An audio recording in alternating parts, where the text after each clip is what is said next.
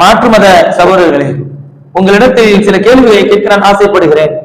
கடையநல்லூரில் ஒரு இஸ்லாமிய பெண்மணி ரீல்ஸ் மோகத்தினால் அதிகமான வீடியோக்களை பரப்பிக் கொண்டிருக்கிறார்.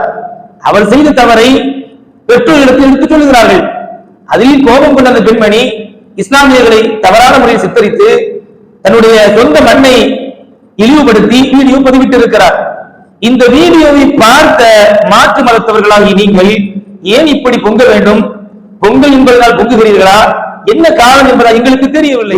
அல்லவா மேய்ப்பது என்னவோ எருமை, இது என்ன பெருமை என்று எங்களுக்கு கேட்க தோன்றுகிறது. ஒருவர் சொல்லுகிறார், கேட்பதற்கு சகிக்க முடியவில்லை.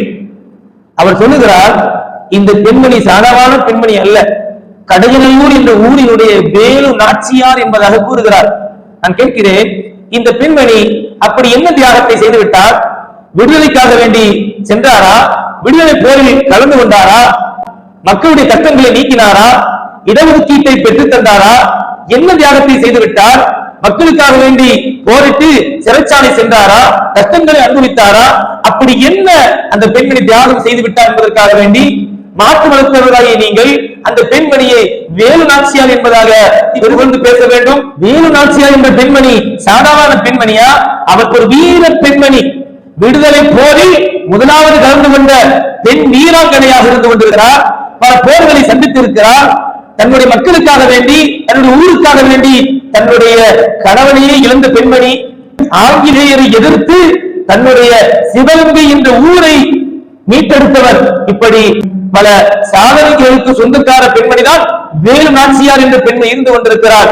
இப்படிப்பட்ட மிகவும் கண்ணியம் வாய்ந்த வேலு நாச்சியாரோடு இந்த பெண்மணியை ஒப்பிட்டு நீங்கள் என்ன சாதனை படைக்கப் போகிறீர்கள்? எங்களுக்கே கேட்டு மனம் வருந்துகிறது. ஒரு ரீல்ஸ் மோகம் கொண்ட ஒரு பெண்மணியோடு ஒரு வீர பெண்மணியை இணைத்து பேசுகின்ற பொழுது முஸ்லிம்களாகிய இஸ்லாமியர்களாகிய எங்களுக்கே கோபம் வருகிறது. ஆனால் உங்கள் மதத்தை சார்ந்த ஒரு வீர பெண்மணியோடு அந்த பெண்மணி இணைத்து சொல்லுகின்ற பொழுது உங்கள் யாருக்கும் கோபம் வரவில்லையா? ஏன் இது போன்ற தேவையற்ற பதிவுகளை நீங்கள் பதிவு செய்ய வேண்டும் என்பதை நீங்கள் நிதானித்து சிந்தித்து பார்க்க கடமைப்பட்டிருக்கிறீர்கள். அன்பிற்குரியவர்களே, பெண்ணியம் கண்ணியம் பெற வேண்டும் என்று சொன்னால் புண்ணியம் வாய்ந்த நபியுடைய ஹதீஸின்படியும் குர்ஆனினுடைய வழிப்படியும் நடந்தால்தான் பெண்ணியம் கண்ணியம் பெறும். அதற்கு மாற்றமாக வீடியோவை பதிவு செய்வதன் மூலமாகவோ ஆடுவதன் மூலமாகவோ பாடுவதன் மூலமாகவோ எந்த கண்ணியத்தையும் இந்த பெண்களால் நிச்சயமாக பெற முடியாது என்பதிலே அளவிற்கும் சந்தேகம் இல்லை. இது போன்ற வீடியோக்களை நம்முடைய பெண் குழந்தைகளும் சரி ஆண் குழந்தைகளும் சரி பதிவிடாமல் இருப்பதற்கு பெற்றோர்கள் முதலில் முயற்சி செய்ய வேண்டும். அல்லாஹ் அதற்கு தௌஃபீக் செய்வானாக.